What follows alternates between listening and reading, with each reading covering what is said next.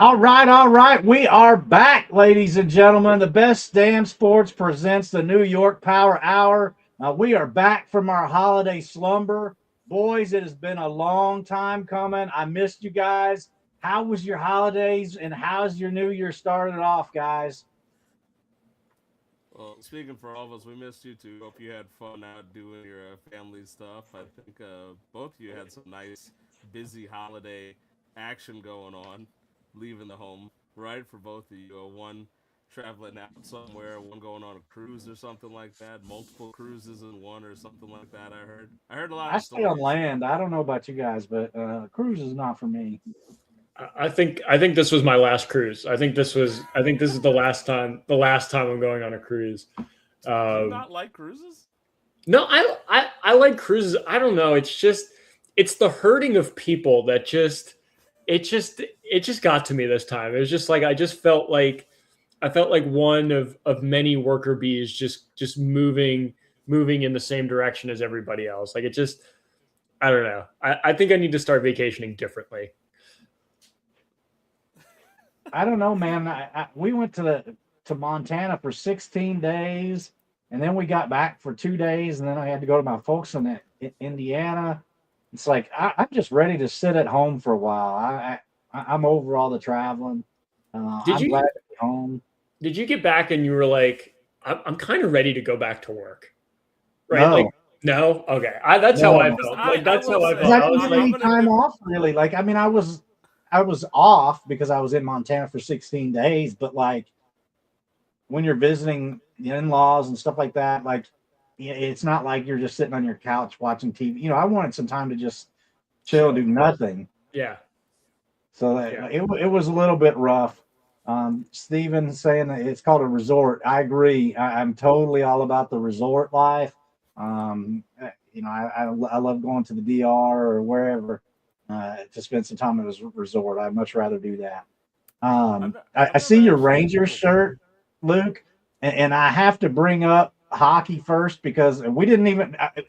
We'll go inside baseball, and you guys, we normally have like an agenda that we put together, and we talk about what we're going to talk about. We didn't do any of that tonight. Don't We're don't just don't back to pretend don't pretend to the viewers like we're always prepared and ready to go for the show. This is totally off the cuff. Fuck it, we're no, doing it live. I Like thought this is we were gonna talk about hockey because some Islanders goalie set some kind of shutout record, yeah, that's and where I was going with this. Is he this is said that is definitely he's what we're wearing the talking Ranger about. shirt? The Islanders gave up 9 goals. I mean that is. I mean, excuse me, not the. the Devils. The It was Devils the let up Devils nine gave up Yeah, goals. 9 goals. the Devils lost 9-0 to the Yeah, nine to Islanders, right? nothing. I mean that's terrible. And Sorokin had a 44 save shutout, I think, which is actually Yeah, pretty outstanding when you think about it. Because I mean, the Devils are supposed to be not the Islanders. So the fact if you can defend 44, look, my understanding is that the Islanders are not good based on what Luke tells me, right?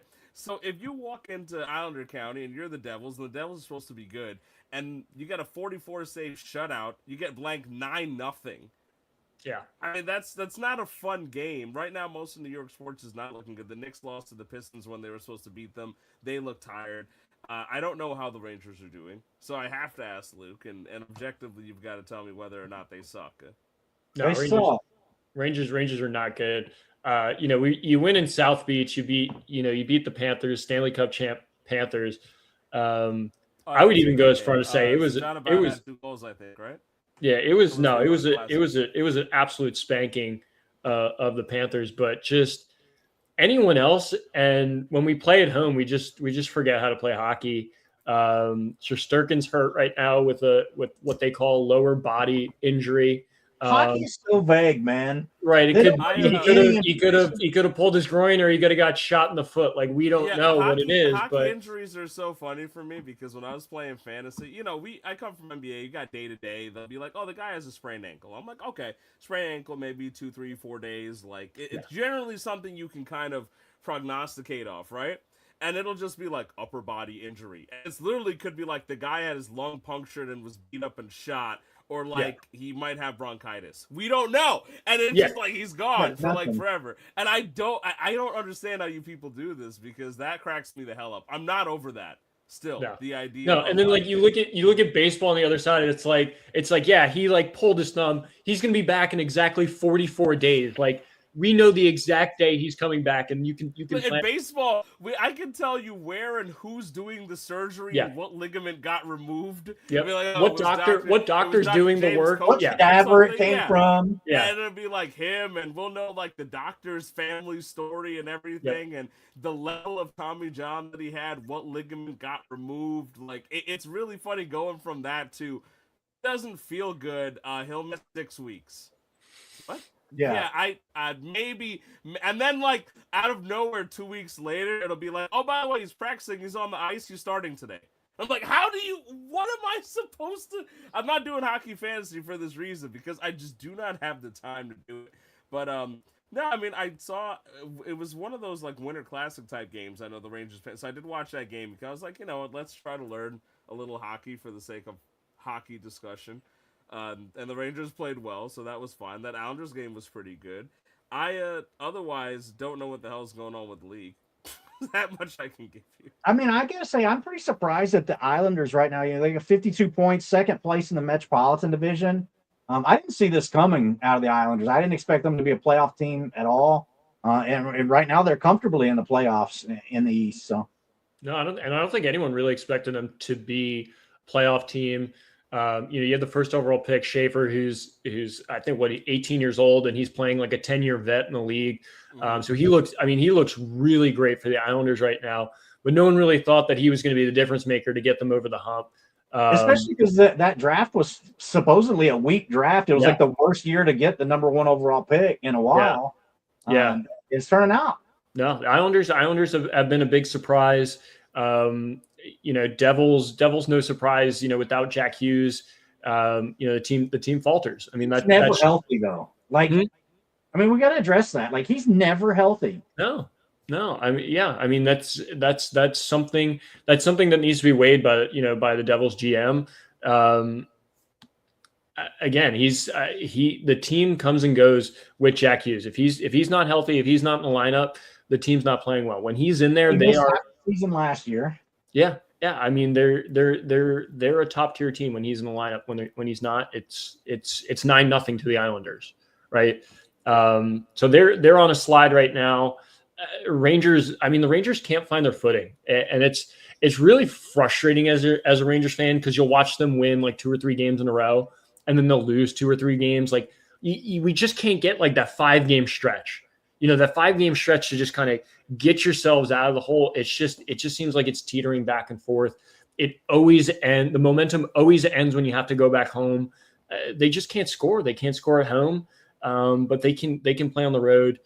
And the news about Shesterkin is really disheartening for this team. In previous years, when Shesterkin gets hurt, Jonathan Quick has been able to step up. He's been solid in net. But the way the offense has been playing at home, it doesn't look very good for the Rangers. So we'll see. I mean, we'll see what they end up doing.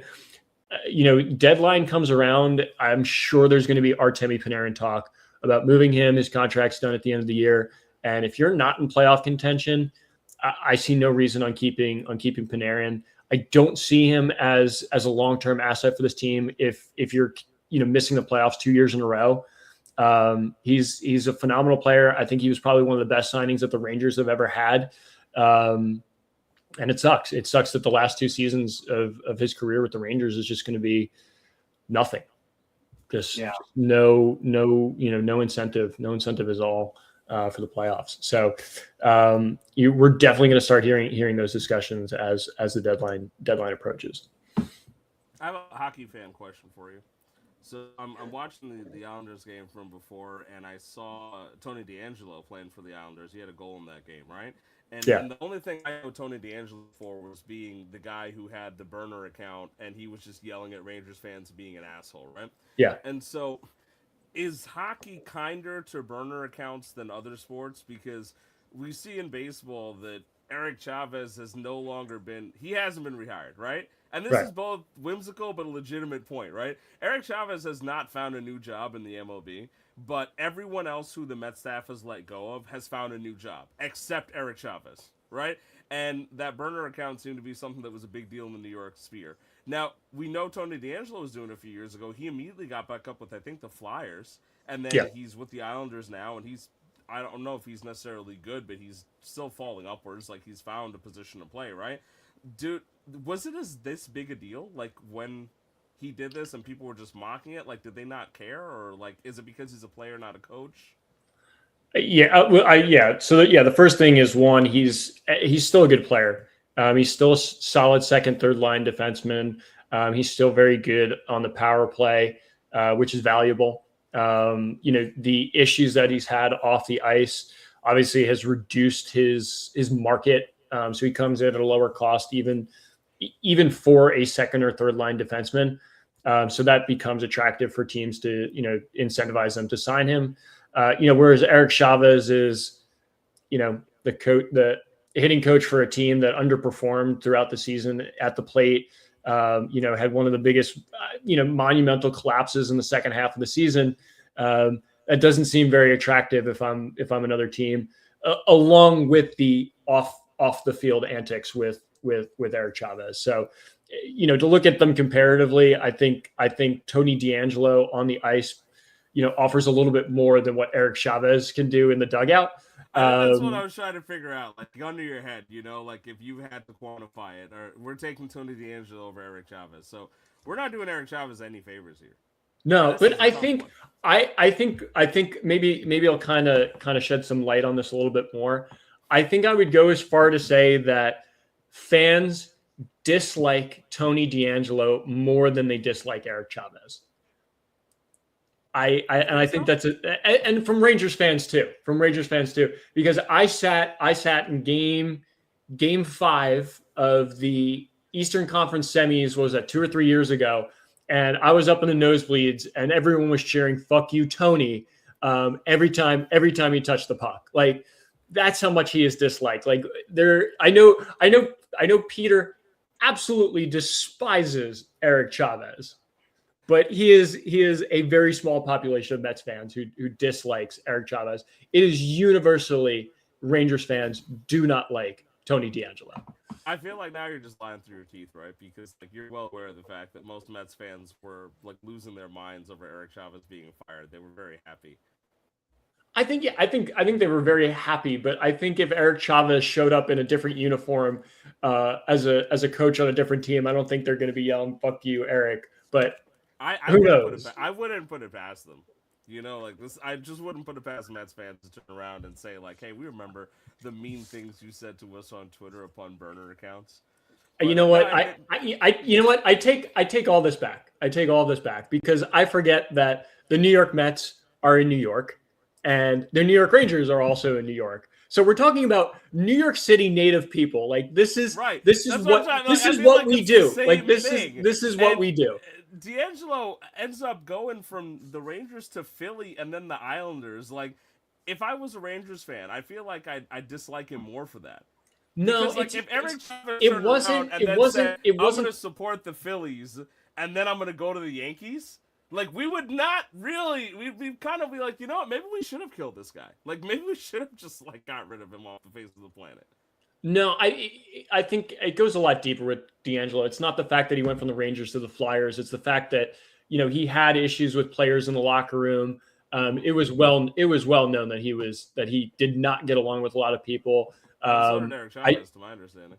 Yes, well, yeah, well, no one. I know Brett Beatty actively avoided Eric Chavez. Juan Soto just would walk into the locker room and just cover his ears whenever he saw Eric Chavez.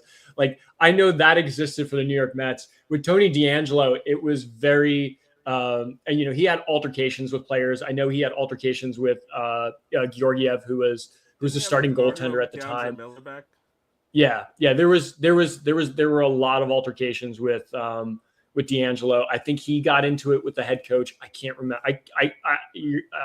I'm trying to remember. I'm trying to remember everything, but I know he had a lot of altercations with players, and it was well documented. And obviously, Rangers fans didn't take too kindly to his politics as well.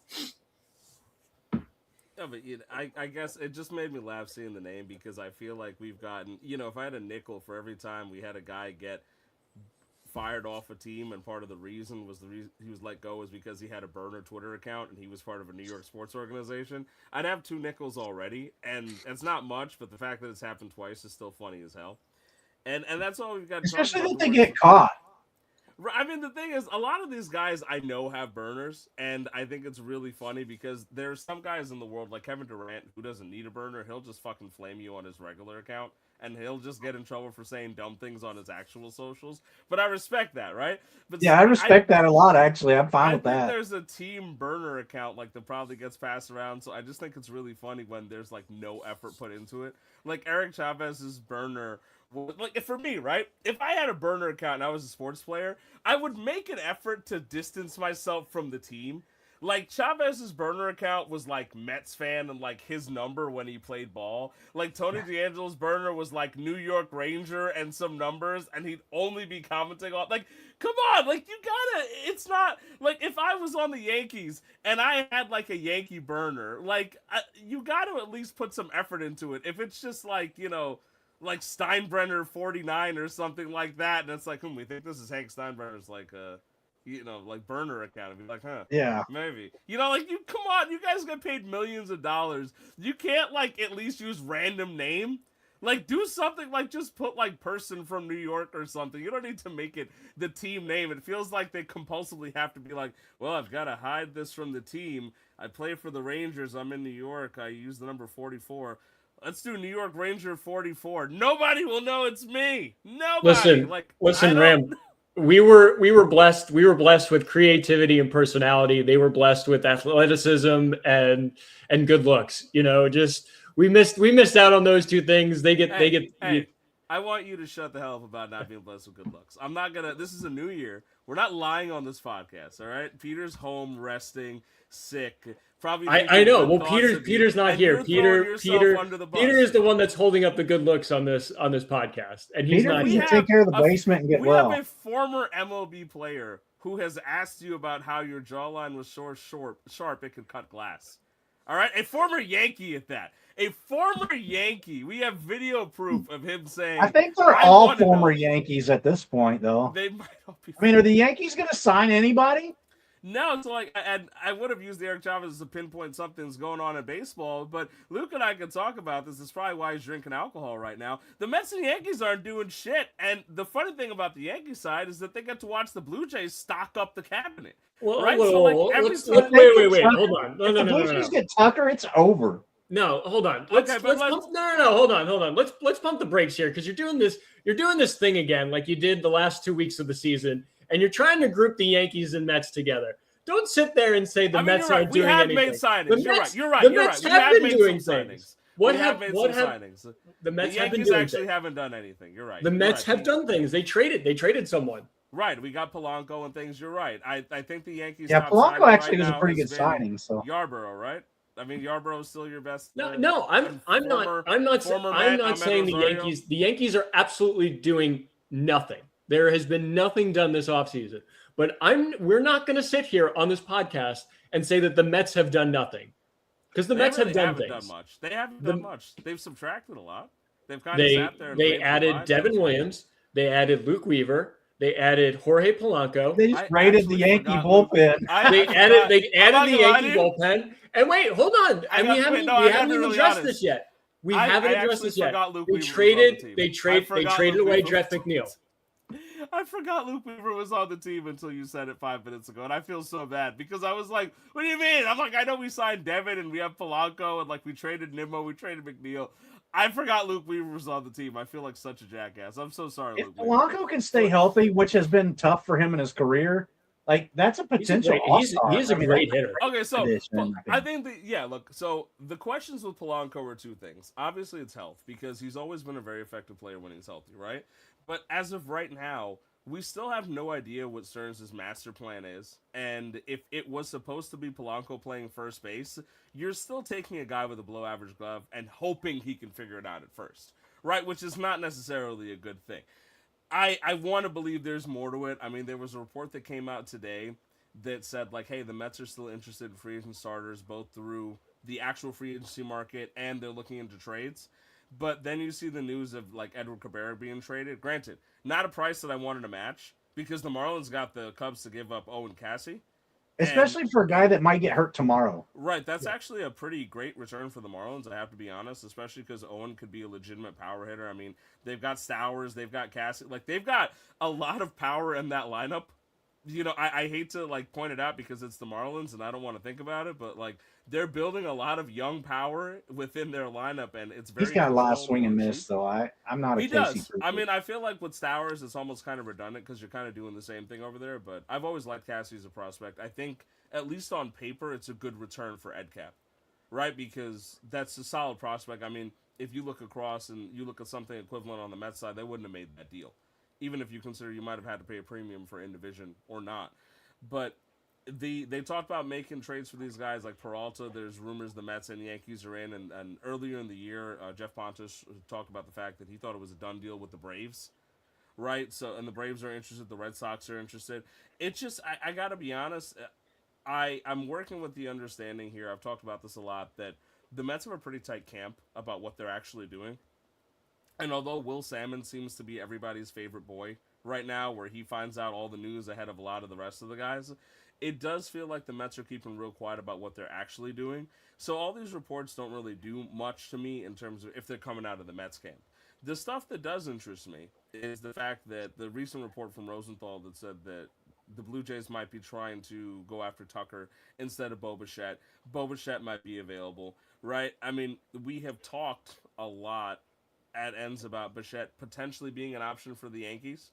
And I'm not doing this as a joke. Like, he is actually a very serviceable player. And if he's going to be available... He's better than serviceable. Right, that's what I'm saying. He's above average. If the Jays turn around and sign Tucker, I mean, does it open the door for the Yankees to go to Bo Bichette and say, listen, we'll take you, open check, like, let's figure this out? Because that could be a huge turnaround for the offseason. And I'd ask you, Luke, seriously, you know, as much as I always like to joke with you here, but do you almost think, okay, the Yankees probably aren't in on Tucker. If he goes to the Blue Jays, that means we swoop in and get Bichette, and that's fine by me. Are you okay with that? Like, do you think that that's a route that should they? Because they could be pursuing him right now. If the Blue Jays are openly not interested in Bichette, they might have Bichette regardless of what happens with Kyle Tucker. Yeah, I think. I mean, you know, twofold answer to this. I don't think. First of all, I don't think the Yankees should be in on Kyle Tucker. I know I've said that a whole bunch of times on this podcast. I think you're nuts. It's redundant. It's absolutely redundant. Where are you gonna play Aaron Judge? Where are you gonna play Kyle Tucker? Play one of them in left field. Where are you gonna put Jason Dominguez? Center field. He's not a center fielder. He has proven that he is not a center fielder. He is barely a left fielder right now. So you have two power hitting right fielders. You have Giancarlo Stanton, who's again There's power always hitting. room for a Kyle Tucker. I disagree. I absolutely disagree. And you run into the same problem that you ran into. Was it You 6 traded years? Dominguez. That's The same problem you ran into 6 years ago, where you had Aaron Judge and Giancarlo Stanton became available. And it was the Mercedes-Benz. Everyone wanted them, and you went out and you grabbed them, and you got redundancy. You absolutely got redundancy. Trade in Jason Aaron. Dominguez. That doesn't solve the problem. It doesn't solve the problem that you have two power hitting right fielders. You put one of them in left field. I don't know. I'd have to. You hope that Jason Dominguez is as good as Kyle Tucker. I think with the fact that Grisham is coming back, so he's playing center field, or at least the assumption is he's going to see a lot of looks in center field. And Stanton being made of glass is probably going to see a lot of time at DH when Ben Rice is not DHing. If he's playing first, catcher, DH, they'll find a way to figure that one out, right? I do think the only way the Yankees go after Tucker is if they trade Jason Dominguez. And I just do not see them trading low on somebody they clearly like a lot. They like Dominguez a lot. They have made moves to keep him open, and he may or may not turn into somebody special. But I do see the Bichette thing as something happening because they need the help on the infield. I mean, you can. Bichette is absolutely a priority in my opinion. Right. And that's the second thing here is I think Bichette is definitely an option. Then you talk about where do you move Jazz, right? Jazz has looked so good at second base. No, you leave Jazz at second base, and you What, you get rid of Anthony Volpe. fair. Yeah. Anthony Volpe should not be starting for the New York Yankees. This Well, guy's he's not going to be starting opening day. I know I went and said that he is going to be the opening day starter at shortstop, but injury has proven that he will not be the He starter. shouldn't start a single game for the New York Yankees. No, He's awful. No, he was bad. And, for the Yankees, maybe your saving grace is that he was hurt last season, that he was playing through injury, and that's why he was so bad. And somehow this surgery is going to fix him. But do you really roll the dice on that? If you have Bo Bichette available, I wouldn't go as far to say blank check for Bo Bichette, but I would say for a little bit above market, yes, I would absolutely sign Bo Bichette to round out that lineup. And you're right, I would move on from Anthony Volpe at that point. Leave Jazz at second, McMahon at third. Ben Rice is going to be your first baseman. I just can't believe that Ryan McMahon and Anthony Volpe are starting on the left field, or on the left side for a team like the New York Yankees. Like you've got Alex Bregman out there. You've got take it with a grain of salt here. Ryan McMahon is a plus defender at third base. It doesn't matter. You got to score runs. You're absolutely right, but you also Ash. There is a give and take. There is a give and take in your lineup, right? You're not going to get 9 mashers in your lineup. You're not going to get 9 mashers, right? Scoring runs was a problem. George Steinbrenner would not have tolerated this. I'm going to say it right now. George Steinbrenner would not have tolerated. No, well, you're absolutely right. George Steinbrenner would had a press conference at the end of the season. He was said, "We're going to get Kyle Tucker. We're going to get Bo Bichette. We're going to get Amai." And he would have gotten all of them. He would have gotten all of them, and they all would have gotten hurt. They all would have gotten hurt, and they would have been like, "Oh, sorry, my arm is a little bruised and I can't go play, but I'm going to go collect my $30 million and I'll be good to go." Do you think that Volpe and Dominguez start the 2026 regular season as New York Yankees? Well, I know for a fact Anthony Volpe is not starting for the New York Yankees. He won't be recovered yet. No, he won't be back. I'm sorry. I don't mean start as in starting lineup. I mean, are they on the roster? Do you see them being moved? I think Anthony Volpe is going to be on the roster for the New York Yankees. He'll be on the roster, and he'll start when he gets healthy, but I just don't – No, I agree. Baseball fan, I hate it. This is the New York Yankees. This isn't the Marlins. I totally agree, and we've talked about this a number of times. It's Bo Bichette or no one else, right? There's nobody else available, really. There is no one else available. Anthony Volpe is your better option. Anthony Volpe was your best option. Ha-Seong Kim, we're not getting Ha-Seong Kim. He re-signed with the Braves. Well, I know, but I'm saying at the start of the offseason. Yes, those were the 2 options. It was Bo Bichette, Ha-Seong Kim, everyone, and then Anthony Volpe, and then everyone else. Right? Those were your options, unless you were going out in the market and trading for a shortstop, which just hasn't been there. Unless they want to roll the dice with Paul DeJong. That was a really great signing. That wouldn't be any good. No, I'm just being like it's gotta be a tough one, because I've talked to a lot of Yankees fans just because of the proximity of where I live over the last few weeks, right? And right before we went off for our 2-week break, I talked about the fact that maybe the market will pick up and then we'll have something to talk about, right? The market has not picked up. Right, we got into my signing, and Amai signed with the Astros on an opt-out laden deal where he's basically going to hit the market again, and that hasn't moved shit. Was it Murakami signed with the White Sox? White Sox, Okamoto. Yeah, Okamoto with the Blue Jays. These have all been, good signings, I suppose. Yeah. I get what Murakami and Amai are doing. They didn't like the market. Clearly, with the lockout impending and the fact that it's been a roll of the dice signing some foreign players, teams were tentative. They were like, you know what? We don't know what we're going to get with you. So Amai and Murakami say, fine, I'm going to roll the dice on me.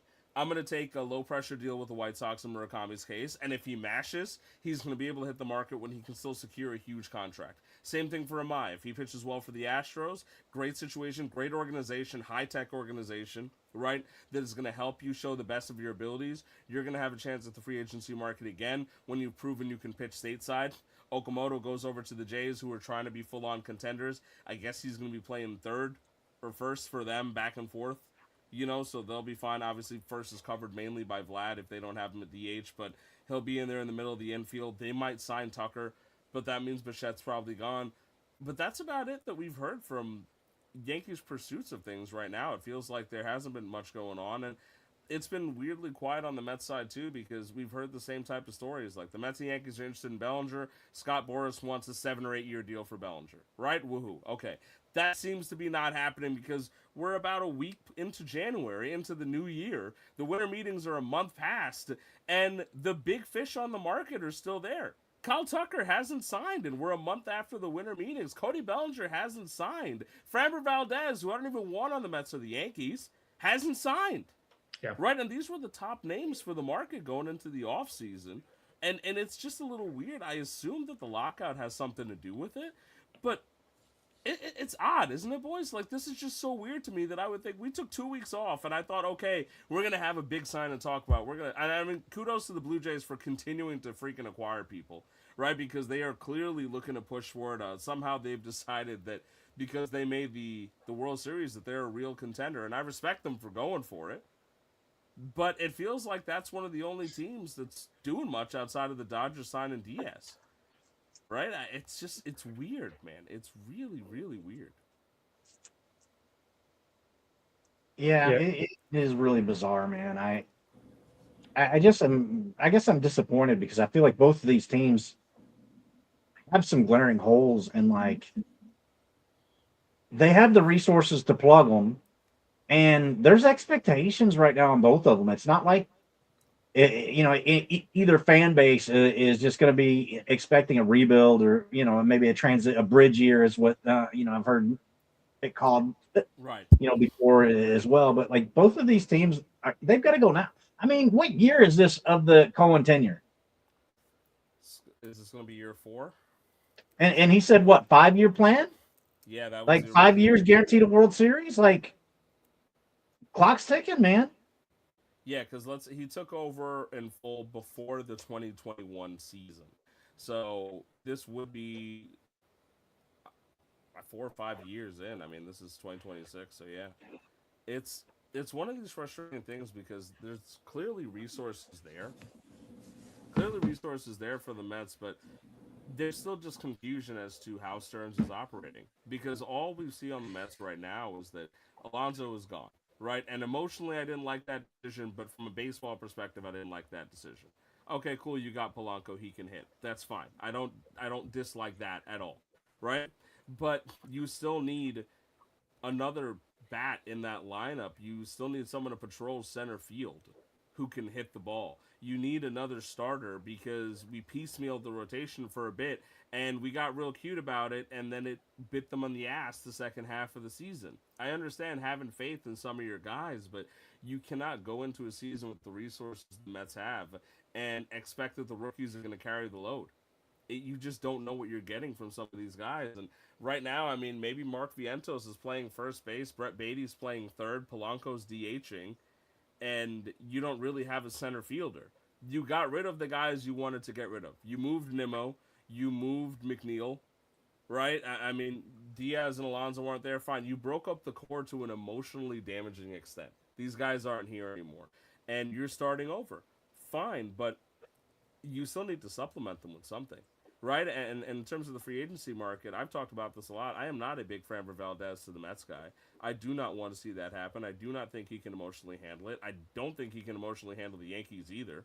I feel like Luke agrees with me, right? It's one of those names where, yes, the talent is there, but I don't think you want him on your team either, Luke, no? No. Everything from I've read of how he's been this offseason, I have no interest. He's also Houston Astros, so there's very little interest there as well. Is that really what pushes the Kyle Tucker thing? No. I mean, partially, but he wasn't really a part of the team. I know, and Valdez wasn't a part of that team, but yeah, no, it's the redundancy that gets me with Kyle Tucker. But I mean, we can argue until we're blue in the face. Trent Grisham's the best center fielder in the league. I mean, what else do you want? What are you doing about Cody Bellinger? I'm not broken up about Cody Bellinger. I mean, you going into this offseason have always given me the sentiment, Luke, that you had kind of accepted that Bellinger was gone. And I'm surprised by that, I think, because I feel like he played his best ball in a little while for the Yankees, and he showed he could be a pretty good contributor to the team. Is it just that you don't anticipate that they pay up for what he wants? I think it's going to come down to years. I think there's going to be a lot of recency bias. You look at what happened to DJ LeMahieu, right? I mean, you signed him to a 5-year contract, and you maybe got 2 years out of him, right? And at some point, you just had to DFA him and cut bait. I feel like you're going to run into the same thing with Cody Bellinger, right? You're going to get another couple good years from him, and then it's going to fall flat on you're going to fall flat on your face in the last 4 or 5 years. If he's looking for 7 years. I don't think I'd give him 7 years either. No, I don't think so either. And I'm And sure stretch in like 2021, 22, where he was like, I mean, he was pretty bad. yeah. And I know he was hurt, but like, what is he going to be at age 33, 34? Right. Like, Right. I fully understand why Bellinger hasn't signed yet specifically, right? Because the ask keeps coming out that he's asking for 7 years. Boris wants 7 years for him. Nobody really should be giving him a 7-year contract. Like, if it turns out in a week that I find out the Mets have signed him, but they gave him a 7-year deal, objectively, I'm going to say that's a pretty terrible deal. Like, yes, he helps you in the short term, and that's nice for maybe 2 or 3 years max. But if you're going to hold on to him 4 years after that, I mean, what are you going to do? Slot him at first? Are you just going to hope that he becomes the league average bat and stays that way? It's very possible he could even be a below league average bat because he's a year removed from not necessarily being that offensively effective. It's scary with him. Like, Bellinger's one of the more unpredictable guys that have hit free agency, where he's seen peaks of being an MVP, but he's seen lows of being at one point the worst active hitter in the MLB. When he was playing hurt for the Dodgers, he was at one point the worst player in baseball. So it's amazing to see somebody with the peak of MVP for the Dodgers under that type of lights, and also the worst player in the MLB. So I can understand why there's hesitancy.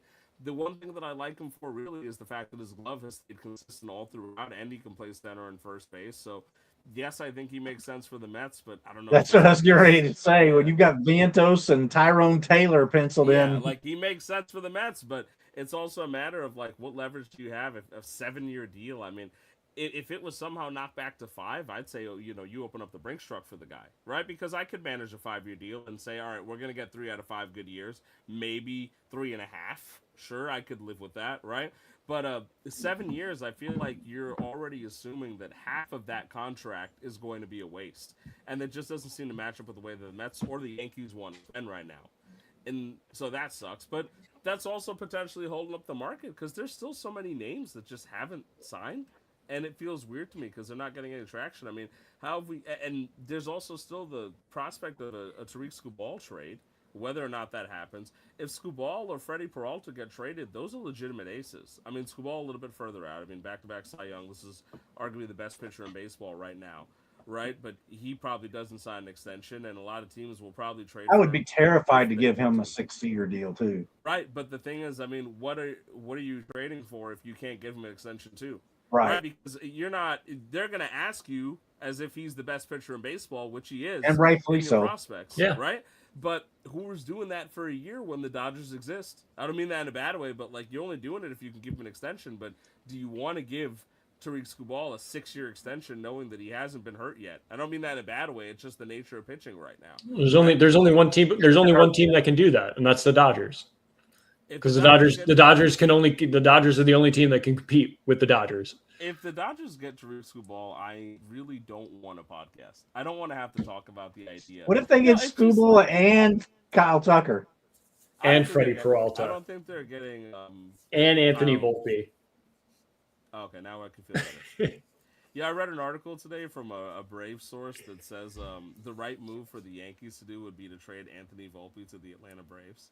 No, we're not doing this. We're not doing this. It was the funniest thing because they said, look, Ha-Seong Kim's only there in a 1-year deal. The Braves are the place to rehab his image and start over. That Anthony Volpe should go to the Atlanta Braves, and that the Yankees should make that deal happen, and then go ahead to pursue Bichette. I'm out. So Did the article also say that the Braves should trade Acuna for Volpe? Was that also included in it? It was not at all on the register, unfortunately. But I do think it was a funny situation because, I mean, I don't know. Kim's not there for too long. He's only there for a year. Ashley, I mean, what do you think? Like, is Anthony Volpe welcome in the Atlanta Braves? Is this a No, guy that you think could? he's not welcome in the state of Georgia. Wow. Like Wow. we don't even want him at Gwinnett. I What do about think what about Trent Grisham? What are your thoughts on Trent Grisham in the state of Georgia? No. Yeah, you're right. He's too good. He's too good. He's too good for Georgia. has Trent Grisham been suspended for PEDs or hit his girlfriend? No, I don't believe so. He doesn't. If he's Trent not Atlanta- Grisham he's not repeats Atlanta last year, Brave I will material. eat a tomato. And I hate tomatoes. Speaking of repeating last year, by the way, to an extent, another name that interestingly hasn't signed me that I've heard nothing on is Marcell Ozuna. And this is not me, like, normally I love taking swings at Marcell Ozuna because he loves taking swings at other people. But Marcell Ozuna is still a capable DH. This is a guy who was probably a 30 home run bat and was walking at a rate that was getting him close to a 400 OPP. I know he's aging, but he's also, it's surprising to me that he hasn't signed because I feel like he's a bat that could be used for a good amount of teams. There's been no traction on him re-signing with the Braves or signing anywhere else, but he's still a free agent. There's a lot of guys that just, it's weird for me. Is it one of those things where once Tucker signs, everything else falls into place? So once Bellinger signs, everything else is falling into place?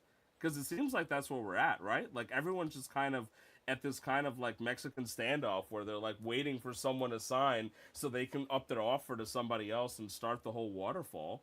And we have no proof as to like when or how these guys are going to sign. I mean, Murakami's done, Amai's done, Okamoto's done, so the big overseas names are now gone, and those days have come and passed. And I mean, that's it. Right now, we've got to get the MLB players who were there before signed, and otherwise, we're just going to be sitting there another week saying, all right, nobody's doing anything but the Dodgers and the Blue Jays, the guys who were in the World Series last year. Yeah, absolutely. Like if the Blue Jays were to re-sign Bichette and get Tucker, that might be it for the East. I mean, the right now, I mean, it looks like they've got to be favored to kind of take the East again, if we're being honest with each other, because they've made considerable efforts to improve their team. They're filling their holes, right? And you've got to respect it. Yeah, And no, this I mean is a team they that made it to signed World they Series signed last they year, signed Dylan Cease. You have Trey Yasevich, who was a beast in the playoffs last year. right? Now you have full season of him. You still have Jose Barrios. So you have a solid top three in your rotation. Again, the biggest question mark for them is going to be the bullpen. I mean, can you turn to your closer every single day to Right, and they've already talked about the fact that they don't want to use Hoffman anywhere near the same that they did last year. They don't want him to be primary closer. They don't want to use him as often as they did. So they're probably still going to look for another bullpen arm, right? But if they get Tucker, they get another bullpen arm, they're wrapped up. They're good. They have nothing they need to do, and the expectation is that they can win the East again. Right? Yeah, I struggle with the Tucker rumors to the Blue Jays. I believe that they're already pushing the luxury tax right now. If they were to sign anyone else, they start getting into that what they call the Steve Cohen area, which I think the Blue Jays can. I mean, they can spend like the big clubs. They've always offered it out. It's just no one is willing to take it. So it's really just a matter of fact of, are we willing to spend Steve Cohen money, or, are we comfortable with where we're at the luxury, the luxury tax? I struggle with the Kyle Tucker. I definitely struggle with Kyle Tucker and Bo Bichette going back to the Blue Jays. But the way that they're currently constructed, they're absolutely contenders in the AL. And I think the team has only gotten better from last season. I don't think they get both. I think it's very evident that they don't get both. I agree with you.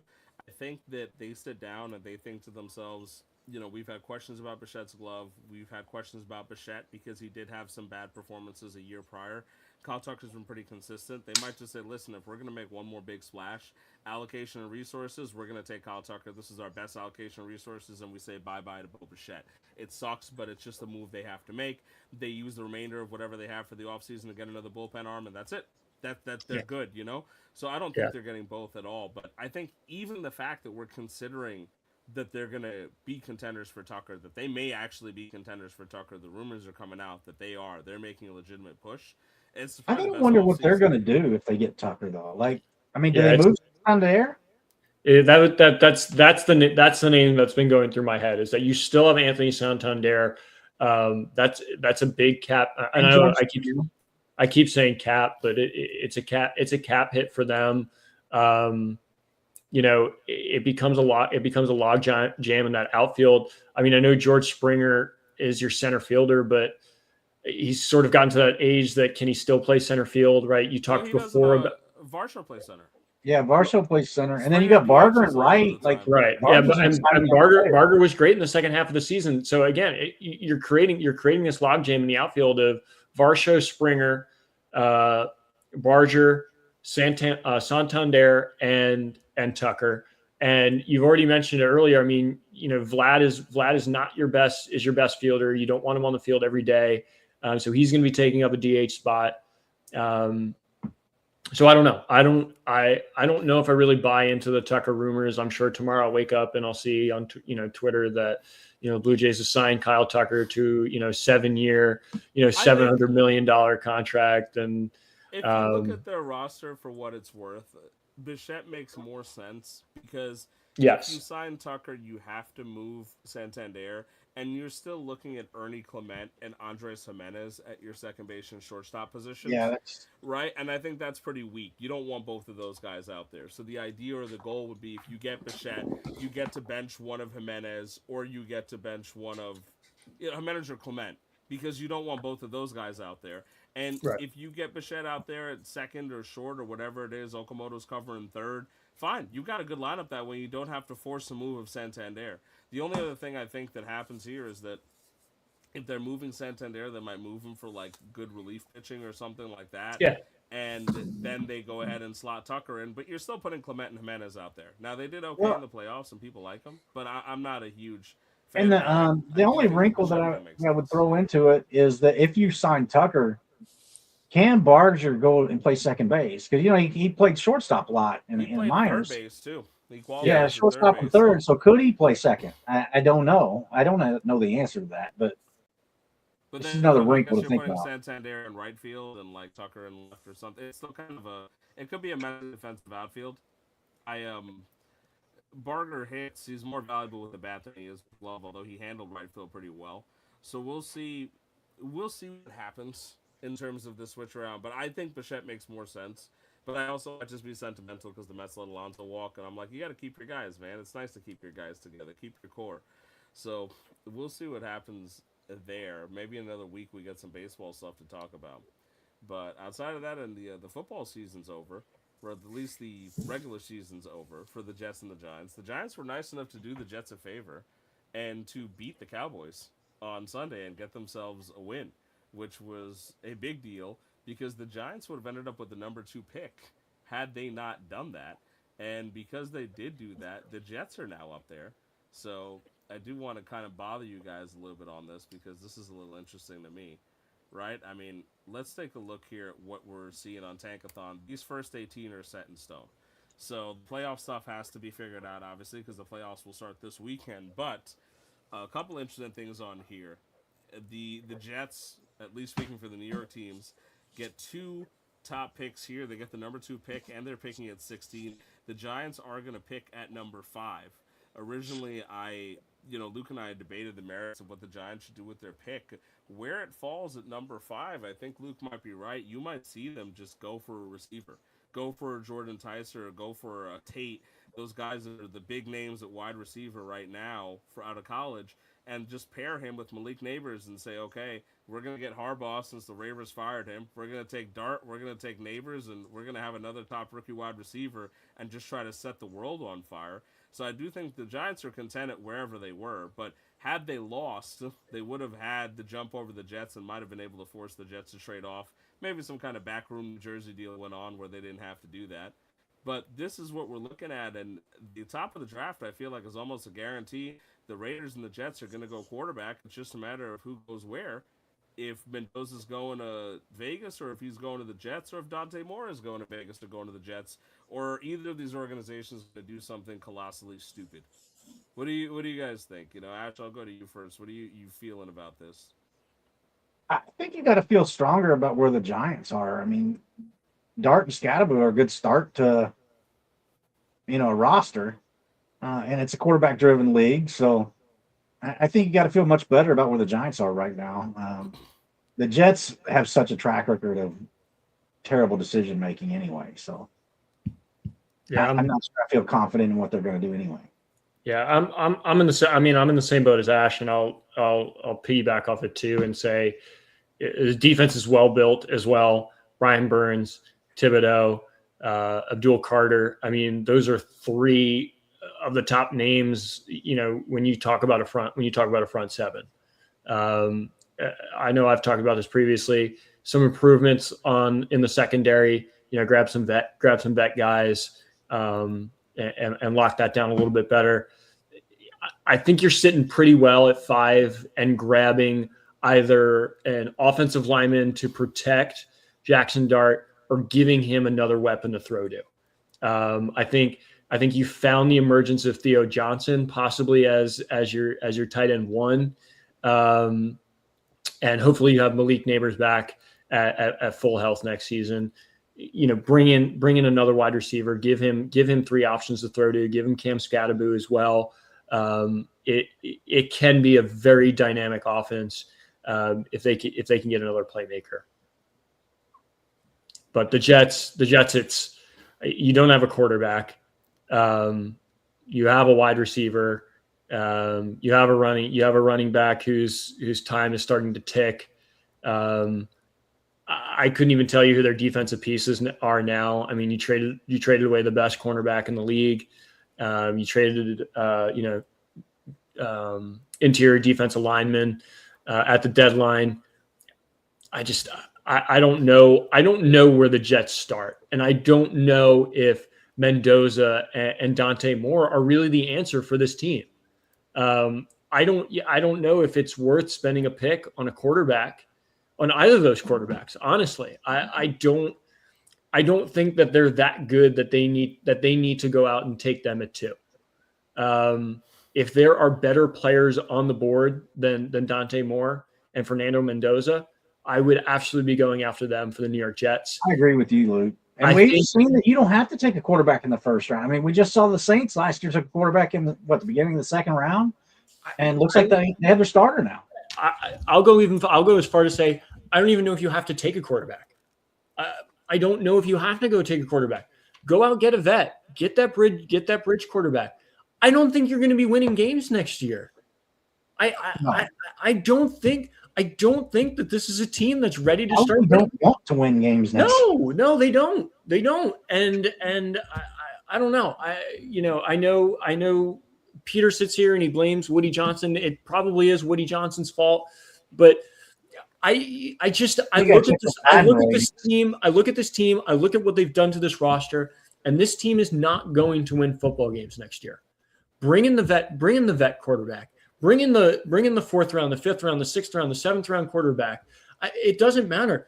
Don't use your second overall pick on a Fernando Mendoza or Dante Moore, who, I'm sorry, they're not the quarterback who's going to turn your team around. Sit and wait until next year. Punt until next year. There's going to be a really good quarterback draft class next season. Wait until next year if you want to get your future quarterback. Take a bridge. Take another nap. I mean, seriously, like I don't know. I'm not in love with this rhetoric that the Jets need to take Fernando Mendoza. There's so many holes in this roster. And there's no reason to waste it on Fernando Mendoza. If you look here at the so this is on the Giants side, of course. This is a courtesy of Tankathon. You can see that this is where the Giants are picking. So they got 2 top 50 picks, and the general consensus here, this is what they're putting out. Kind of aligns with what Luke is saying. They go wide receiver early, and then they use their next 2 picks on some interior offensive linemen and offensive tackle as well. Just kind of basically say, look, Dart and Scadaboo are our guys. Let's build around them. Let's add to what we have, and let's figure it out. Right, and I do think that they're going to be looking for an offensive-minded coach in that regard. So that makes a lot of sense on the Giants side. It seems like as both of you were saying. Of course, the Giants are well better off. I mean, they have a lot less questions than the Jets do in terms of personnel, right? And if you flip over to what's going on the Jets side, it's a much more different spiel where the Jets have a lot more picks.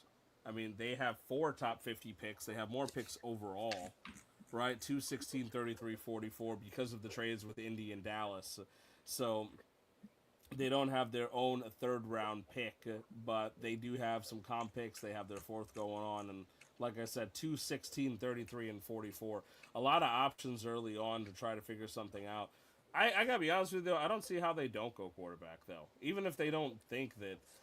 Because when you look at the rest of the talent at the top, I mean, if you're going with one of the receivers, I don't think they like the bridge quarterbacks out there. I mean, who are they getting? Kirk Cousins? It's a tough one for them. Because the Jets are not an organization that I believe can develop a quarterback, but I also think that they're not an attractive destination for talent unless they start figuring some things out from within. Because the best you're going to probably find is a backup quarterback maybe going out there to start, and it's going to look as ugly as it did this year. And there's no guarantee that the prospects they get next year are going to be able to be developed by the team anyway. It's a weird situation with the Jets. I hear what you're saying, and I'm not going to go as far to say roll the dice with Justin Fields again. I mean, that was an absolute dumpster fire, and he should not be a starting NFL quarterback at all. Do you just bring back Tyrod Taylor, right? Do you let him quarterback the team next season? I don't know. I don't know, because I mean, I feel like you bring it back either way, because maybe you do draft Dante Moore and then you go ahead and, because here's also the thing too, they have a guaranteed quarterback in this draft. They have their choice of quarterback, and Moore and Mendoza are not the top prospects that the guys next year will be by sure, right? But you might be in a position next year where if you want that quarterback, you may have to pay up for capital. And you might have other teams that are competing too. So you're not guaranteed the quarterback next year. You might have to give up more capital. And this year you are guaranteed the quarterback. Right? Yeah. I mean, Mendoza and Moore might be more late first-round picks than they are actual first-round picks. But they're talented prospects. I don't think if you don't take Moore at 1-2, does he slide to 16? Probably. I mean, I'm looking at it. I'm looking at it right now too, and the thoughts are starting to come to my head. Is can you trade out of 2 and try to build draft capital, later in the draft and for future drafts? But here's the thing: like you start scrolling back. Okay, you get to 6, Cleveland Browns. Yeah, maybe they could use a quarterback. Maybe they realize Dylan Gabriel isn't the guy. Maybe they realize they have something better than Shedeur Sanders. That's a possibility, right? Washington Commanders at 7, I know Jaden Daniels, when healthy, is one of the most dynamic quarterbacks in the league. But again, that's a huge question mark when and if he's healthy, right? I think New Orleans is gonna stick with the guy that they have. I think Shaw is his name. Yeah, Tyler Shaw. But I put you up until 11, by the way. 11 is where I start to think. Yes. Yes, that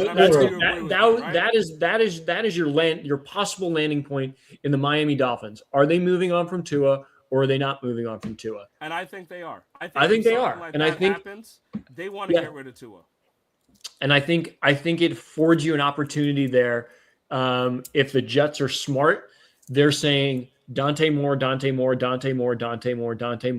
with zero intention of taking Dante Moore, in the hopes that Miami moves on from Tua Tagovailoa and wants to trade up for 2.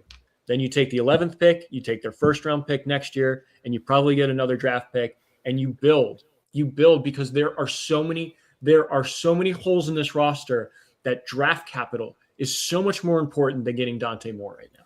I will give you logistically that I don't hate that. I don't. Like, if you can tell me you can turn the 2 to a first this year, a first next year, maybe a second next year on top of that, something like that, like big high-end draft capital, I might say, fuck it, you do that. Just because they do have so many holes to fill. You're not filling them with this draft alone. And free agency, the Jets are not an attractive place to be right now. So unless you're overpaying, you're not getting guys. right? So you're not going to fix it in 1 year. It's going to take you to minimum, and even then you might get to a 500 team, not necessarily a very, very solid, strong team. So when it comes down to it, is that something that I wouldn't mind them doing? And even if they want, they can take a project quarterback later in the draft. I mean, there are some other quarterbacks like Ty Simpson, Garrett Nussmeier, maybe Trinidad Chambliss. I know some people don't necessarily like him, but like, hey, he's going to be available later and not in No, the first round. Chambliss is coming. Chambliss is coming He's back to committing, Ole Miss right? next year. He's committing to Ole Miss, okay. He's in the same situation as Diego Pavia. He has to put in a waiver with the NCAA. They're more than likely going to accept it, and he's going to come back to Ole Miss next year. I think he's, I'm a little biased, but I think he's very, very attractive right now. Yeah, I think if he were to come out, I think that you try to take him in that. Yeah, because that I second saw round his pick. recent performance, and I'm like, this is not a guy that I would be mad if they took in like the like because the Jets I think have, what did I put up here on the screen? No, I mean, and again, I would be remiss to say, because my thing with quarterbacks is I want a quarterback who can win, right? You can try and put on this whole Patrick Mahomes kind of show, but until you can win games as an NFL quarterback or at any level, I don't really care who you are. I really don't care who you are. The most important thing that a quarterback can provide in the NFL is the fact that he can win games. Jimmy G, Mark Sanchez, those kind of guys. I don't need the flashy numbers. I just need you to win games. That's it. From a Jared Goff guy, that makes sense to me. It makes Jared Goff. It makes total sense. You're okay with game manager guys. I'm okay with it. I'm so sick and tired. And the Jets fell into this trap this past off season. They saw the flashy Justin Fields, and they're like, "This is the guy. This is absolutely." I firmly think, and I've talked about this a lot playfully, that I think they knew what the hell they were doing. They knew where they were going to tank, and I think they was the guy that they wanted to tank with. Justin Fields is an outstanding tank commander. I honestly feel like that was the purpose, because they went into that knowing that they need to have a quarterback to go out there to see if you can keep Hall and Wilson maybe placated so they're not immediately asking for a trade request. But I think they knew he was going to stink up the joint, and they wanted to tank. But now the option is whether do you go with Dante Moore? Is that your guy? Right? I mean, going into the season, Mendoza was amongst the conversation. Now I feel like he's almost the consensus number one for the Raiders. Right? Dante Moore was talked about as the consensus number one quarterback, and Mendoza would have been the number two. Mendoza's played himself into a better light. I don't know what's going to happen with Dante Moore. I don't know if this is the guy that they've decided all along that they want this guy. I do think either way that what you're saying, Luke, to your point about trading out, would make sense, that the Jets should be making it seem like no matter what, they're enamored with Dante Moore. Because you're either going to force someone to trade ahead of you trade with the Raiders ahead of you. You're going to have the opportunity to have somebody trade with you with a leverage pick and say, no, we really need this quarterback. If you're trading up for us, you need to give really good capital. And it would make sense to do so. But maybe Dante Moore is the guy that they like. I mean, look, again, it's not being fixed in 1 year, but did you get 2 or 3 starters out of the top 50 picks? Maybe. And then maybe you start to figure some things out.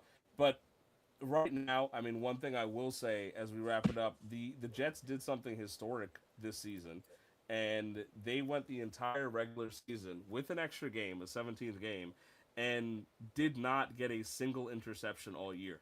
So quarterbacks against the Jets, and this is not like, it sounds like it's a joke, but like I watched all these games. Like, is that real?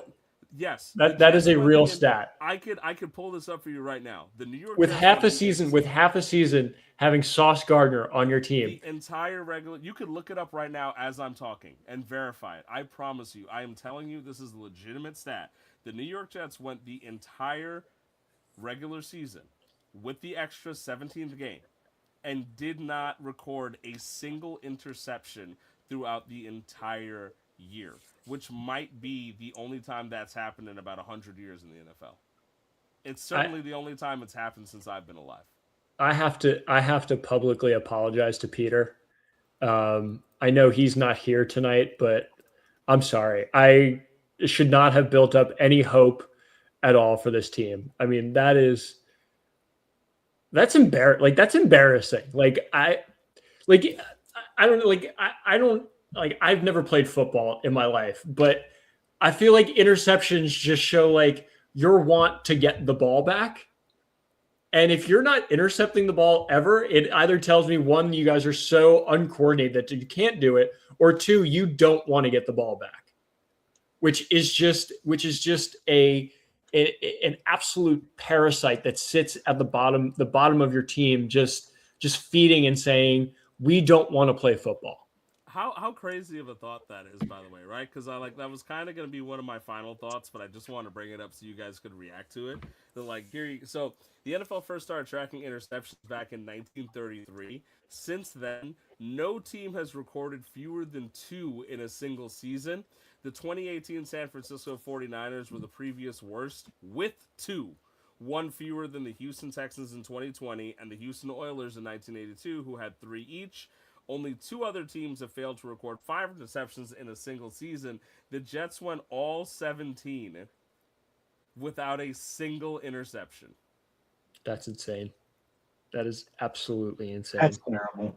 And on top of that, may I remind anyone listening, and this is somebody who supports the Jets, the coach that they hired was supposed to be a strong defensive man, former defensive coordinator, Aaron Glenn. And we had Sauce Gardner. I mean, he was not exactly an interception king, I acknowledge, but you just went 17 games without a single interception. That is a verifiable fact. It is the only time since the NFL has recorded these stats that has ever happened. That's pretty ass. It's one of the most atrocious things in all of sports. Right, I had to bring this up because it's one of those things where, can you fathom you went 17 games. I can't even, I'm going to see if I can find the stat, but if you look at the passer rating against the Jets this year, oh my God, it is horrendous.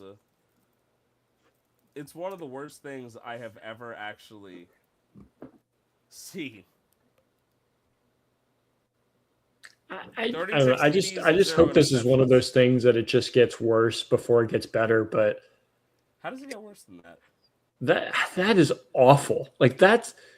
It's just embarrassing. It really, and it should be embarrassing for the players. I don't know. There's so much about this season that's really funny because had the Jets not beat the Falcons back at November 30th, right?